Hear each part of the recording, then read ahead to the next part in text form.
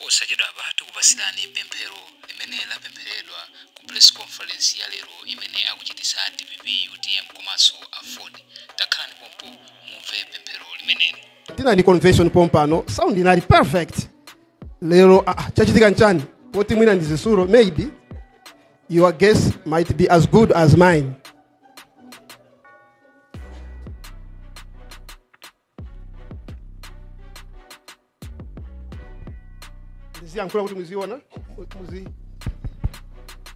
Hello. Still bad. We want it at least perfect.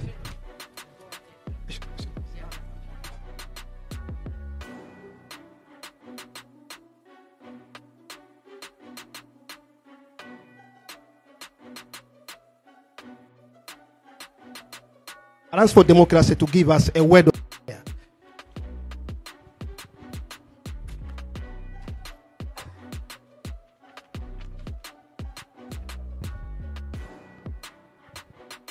Pemphero. Ambuye tili pamaso pano tsiku la lero 16 October 2024. Tili pamaso pa inu chauta chifukwa mudatilenga ndinu. Ndipo mawu anu akuti dziko lapansi lonse ndi chonse chili mmenemo nchanu cha inu. Ndipo ndinu mwini wa zonse kuphatikizanso dziko la Malawi ndiwo onse amene ali m'Malawimo. Komanso si dziko lapansi lokhali koma chilichonse cholengedwa chili pansi pa inu. Mulungu wamphamvu, Mulungu wa ulemerero. Ulemerero ukhale kwa inu Tate, Mwana ndi Mzimu Woyera, pakuti tikusimikiza ndithu kuti muli chauta wamphamvu. So mumamva kupemphera kwathu, kulira kwathu. Mutalenga china chilichonse mdziko muno Yehova, mudati pakulenga tsiku ndi tsiku mati zili bwino.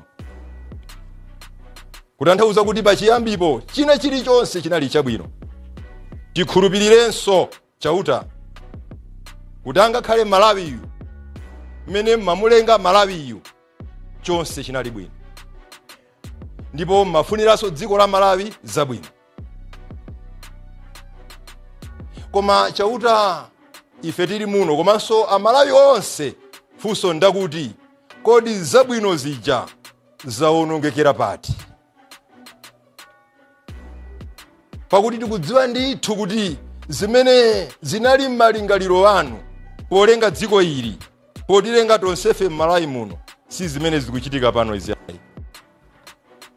Kumwambako Yehova simukusangalala kuti anthu azifinyika, anthu azidandaula, anthu azidya zosadibwazo m'Malawi muno, anthu azidandaula siku nsiku. Ayi, kumwamba simukukondwera nazo.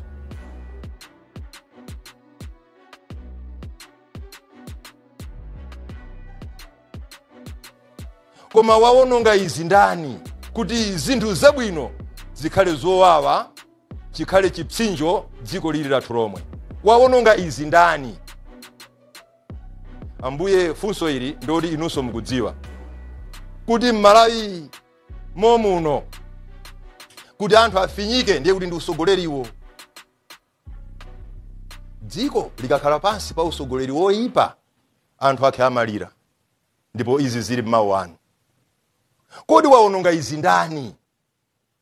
Ndipo amene akutikokera mbuyo kuti Malawi wathu ikhale ngati galimoto yomwe yili mu reverse gear ndani? Sitipita chisogolo bwerera mbuyo. Akupanga izi ndani? Ndifunso lalikulu. Koma ngakhale ndife wanthu Ambuye, koma tikudziwa kuti kuntundako aliko amene akubwezera Malawi mbuyo.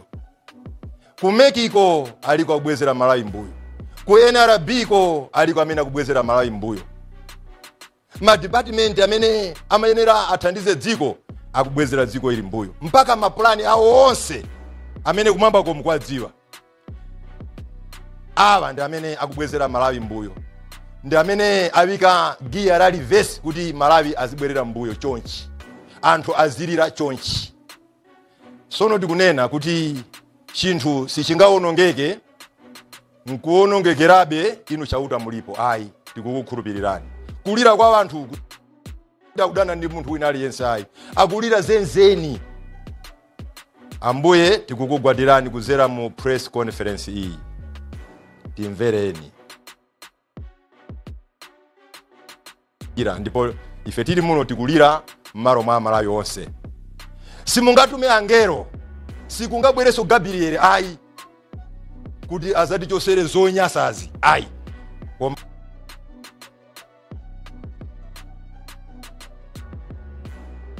5 pa 16 September nyasi zonse Ambuye muzatichosere. Iwe amene akutibwezera mbuyo wa onse muzatisesere, muzatichoseremo kuti Malawi akhale boma langwiro.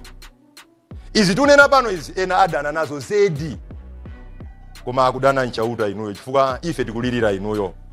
Kumwambako mukanena mene take over sin, mwanena basi kuti iweyo ufumu wako wayezedwa ndipo ufumu wako ukulandidwa ukuperekedwa kwa wena.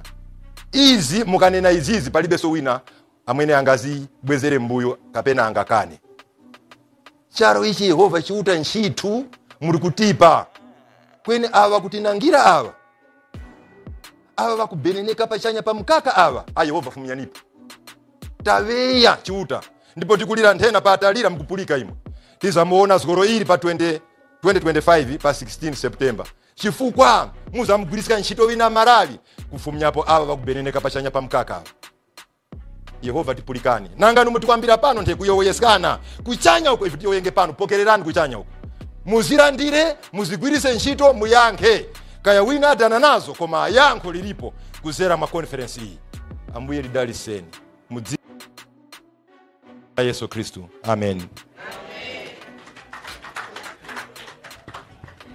That was Reverend Maurice Muntari giving us a word of prayer. Just to give you a background to why we are gathered here, this is a joint press conference by opposition political parties here in Malawi on matters of national interest, which are going to be elaborated when the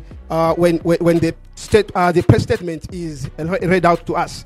And tingo yankho labonera kuti uni nkumano pamene timati press conference pa Chingerezi kunena kuti zipani zosusa zimene zili pano ziyankhulepo pa zinthu zazikulu zimene zikhoza kukhuza dziko la Malawi mmene lingayendere kupita chisogolo. For the northern region audience, iyi ni nkumano ya vipani vya kususa ivyo vipano kuti viunikire na kuona kuti kasi vinthu vikwenda uli mcharo muno pankhani za kupambana makamaka pankhani ya 2025 general elections. Now going forward, let me introduce to you members of the panelists who are here. I will start with, we have Honorable Bright Msaka in the middle, who is Vice President for Eastern Region for the mighty DPP SC. We are honored to have you here. We also have Alliance for Democracy Vice President responsible for operations, Commander Comrade Timothy Pagonachi Mtambo. We also have the Secretary General for the mighty DPP, Honorable Peter Baba Mukito. We also have